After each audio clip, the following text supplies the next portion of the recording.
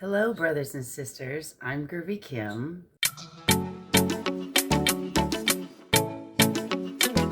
Thank you so much for joining me.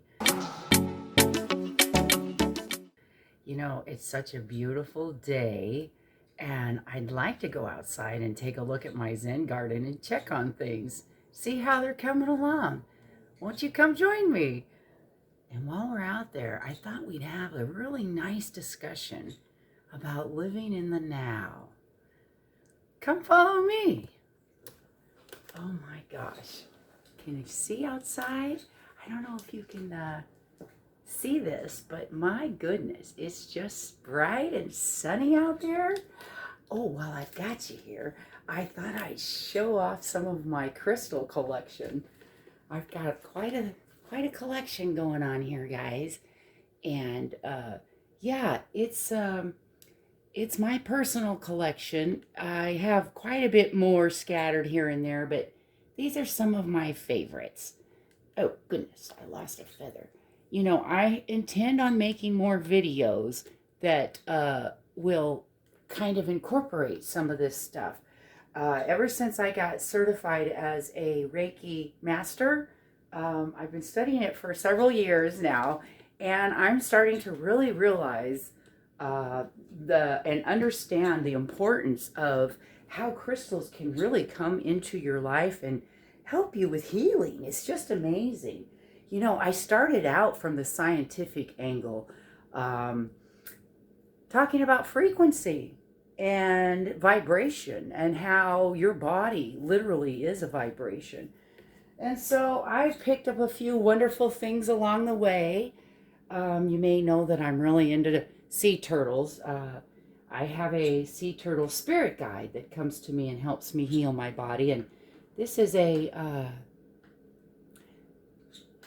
tree moss agate. That's what I'm trying to say. Isn't she beautiful? She's a pure tree moss agate carved sea turtle. And this is a selenite slab that actually gives off a frequency that can charge your other crystals. Look at this. Isn't this gorgeous? And this is a Tibetan singing bowl.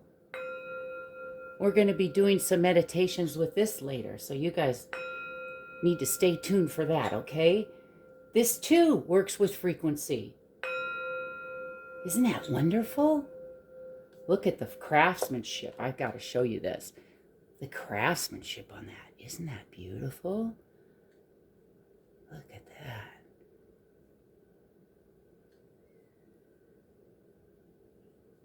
And these symbols on here, ancient Tibetan symbols that are for the feeling of gratitude. And so not only do the symbols represent gratitude, so does the frequency. And it deals with the heart chakra, right? Pretty cool. Hey, there's my piano. Talk about frequency and doing things with your body with frequency. I love to play the piano. I love to play any instrument. You know, playing the instrument, it brings your body back into a homeostasis frequency to where your body can heal. Check this out. I also have a hand drum. Did I ever show you my hand drum? Hold on, let me unpack it.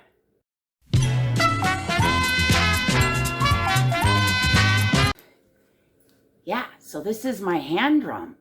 Isn't that beautiful? And it's double-sided. See? Gorgeous. This comes from, it's handmade, it comes from the Ukraine. And so, yeah, you know, this is another wonderful way to meditate. And you just listen to the frequency.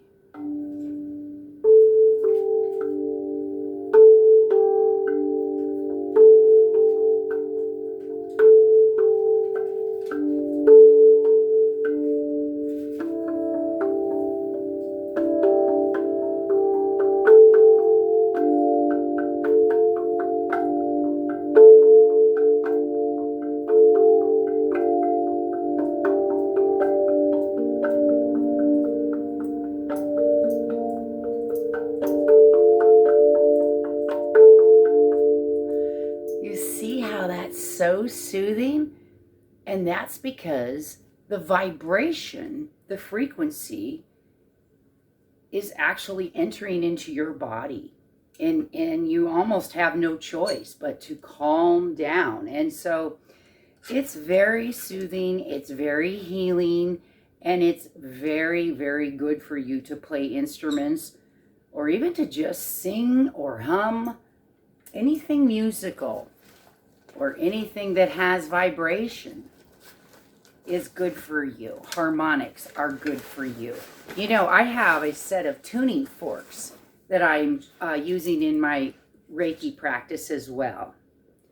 And so, you know, stay tuned for that. We're going to have some healing videos with that. And I'm also going to be doing some other videos real soon with my Himalayan chakra singing bowl.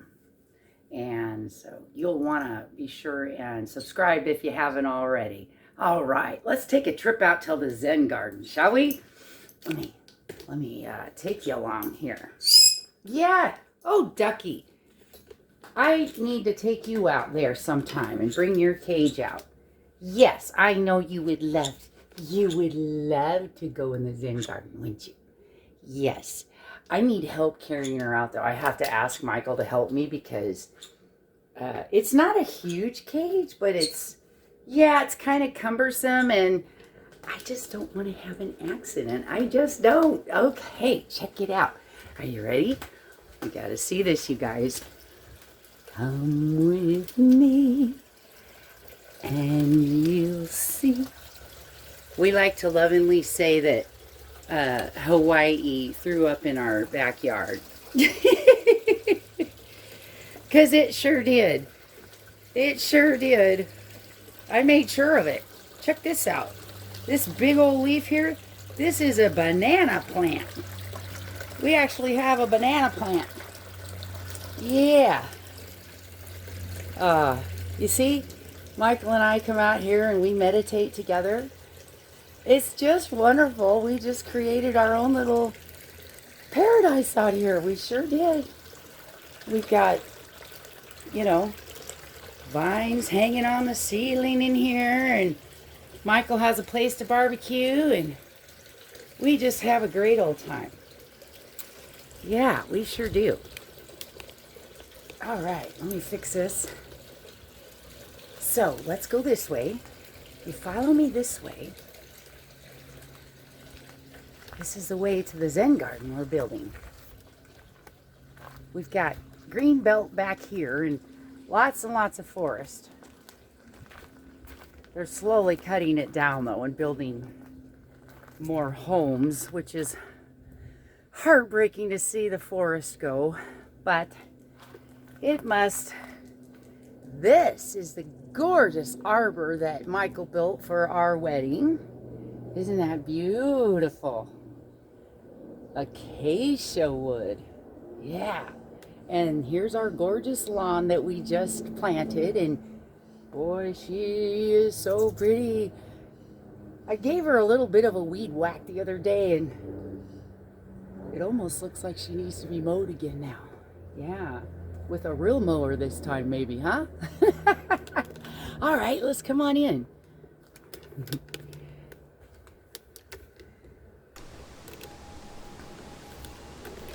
So yeah, so here's my beautiful bench that I like to come out and meditate and talk with you guys. And I've got flowers over here, and then of course I've got my gorgeous gazing ball.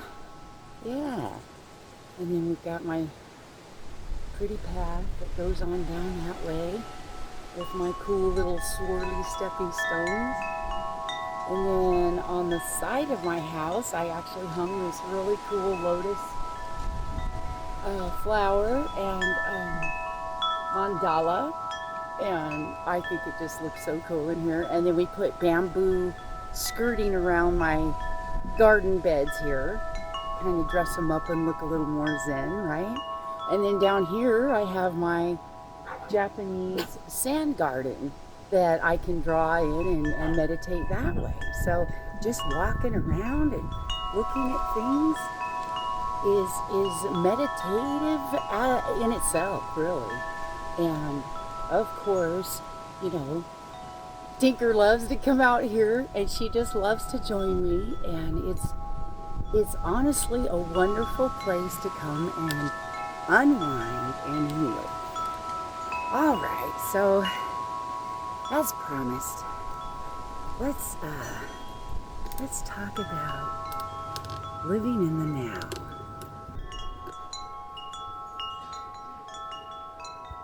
You know, most people don't live in the now.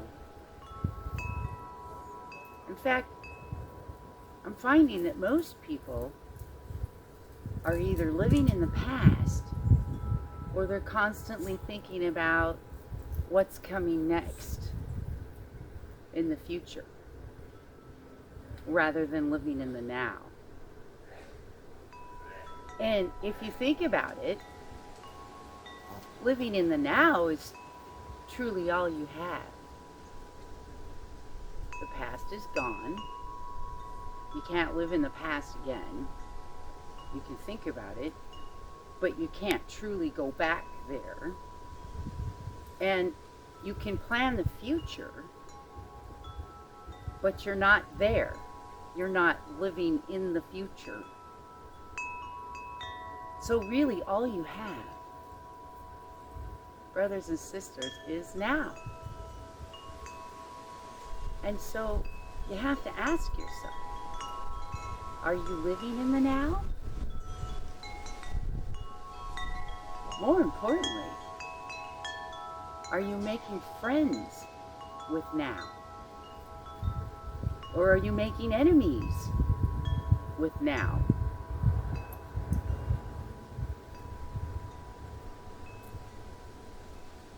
If now is an irritant to you, if it's irritating or upsetting, then your perception needs to be changed, or you will create more suffering.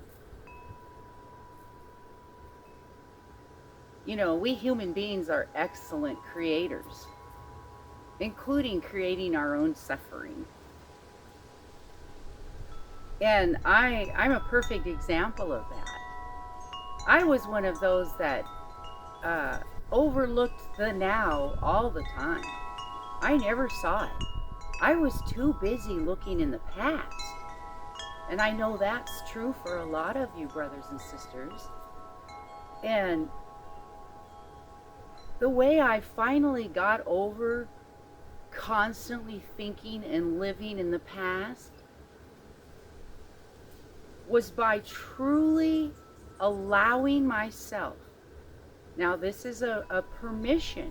It's a permission slip you write yourself to forgive all of those who have hurt you or betrayed you, broke your heart, or in any way made you suffer. I hear lots of wildlife behind me.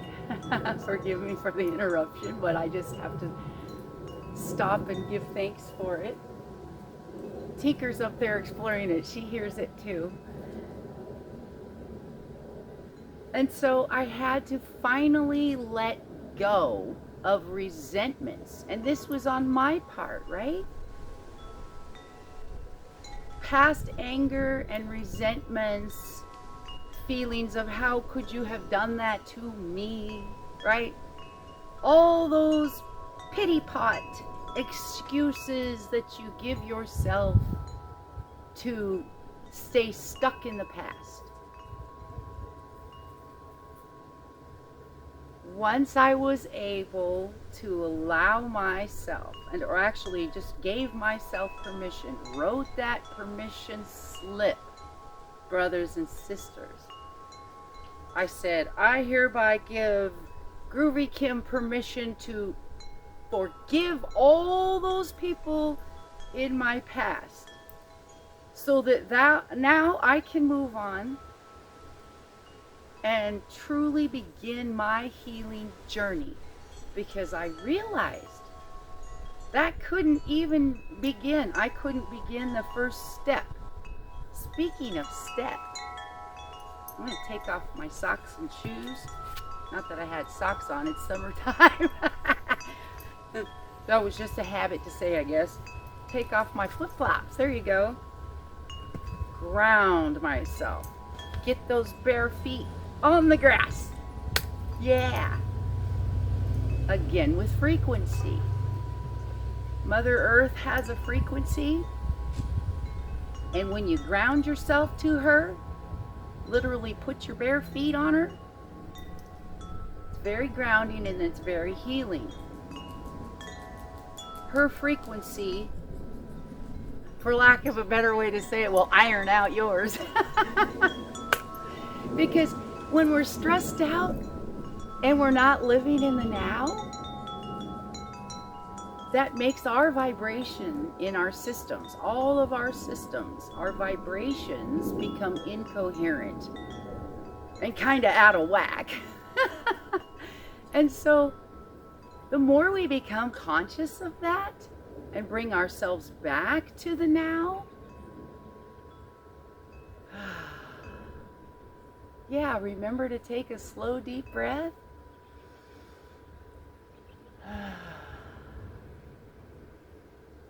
The more we can bring our own internal vibration back to the normal flow that it's supposed to be in, so that we can lead a happier, healthier life. Living in the now. That's so important.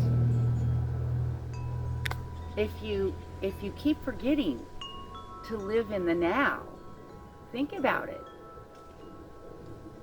Hours become days, days become weeks, weeks become months, months become years. Pretty soon you didn't live in the now, not once. The whole time you wasted living in the past. Or perhaps your head's in the clouds and all you do is think of the future, but you never act on it. That can be just as a problem as living in the past now, can it? Of course, too much of anything isn't good. Even living in the now, too much isn't good. You know what I mean by that? It might seem counterintuitive after what we were just talking about. But truly it's true, because anything of too much isn't good. So if you say, Groovy Kim, I did what you said, I started living in the now and quit living in the past and always just daydreaming of the future, and I only live in the now. Well, now what? Now you have a certified couch potato. Because you're only in the now and you never really plan or execute any of your daydreams and your wishes and your wants and your desires. I mean, you got to put effort into it, of course.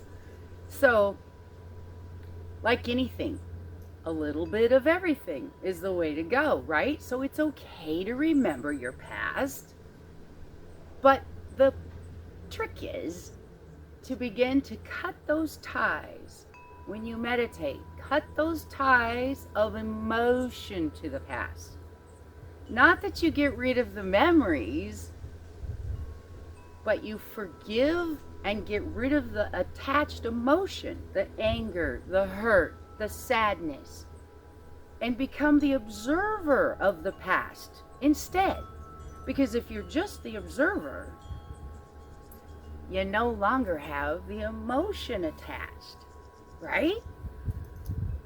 That's when you can rise above and bring your vibrational level up just a little higher, so that you can be happier and your body can begin to heal itself. Living in the now is very important. Remembering the past is important too, as long as you're able to divorce all of the negative emotions and just put those aside and become the observer. so that it can't hurt you. So that it, because the hurt feelings and attachments you had to the past no longer serve you. If they're no longer serving you, it's time to put them away or to the side, right? Can't hurt me anymore. Build a wall of energy around your body like it's impervious to the past. The past can no longer hurt you when you divorce those emotions from it and just become the observer. Same with the future. Too much of living in the future can't be good either, because now you're just daydreaming all the time and planning and never executing those plans, never putting them into motion, into action, executing your playbook. So again, you've got to come back to the now and live in the now. Plan for a while, come back to now. Because if you don't enjoy now, what have you got? More of the same. Tweak your perception just a little bit, and you'll start to see, yeah, now is really beautiful. It's summertime. The sun is out. The flowers are in bloom. You know, no matter what time of year it is. Perhaps you're watching this video later on when it's snowing outside, and you're going to say, yeah, I can't even relate. Yeah, you can. It's how you perceive things. In that case, you'd say, look how gorgeous the snow is. You're finding beauty in everything in the here and now, including about yourself. Look how wonderful of a job that my spirit guides and I did in healing my body. You can do the same thing. Live in the here and now. Divorce yourself from the tough emotions of the past. Plan for the future, but always come back to the here and now so that you can enjoy the beauty that's here for you. It's your birthright. Besides that, it's really groovy.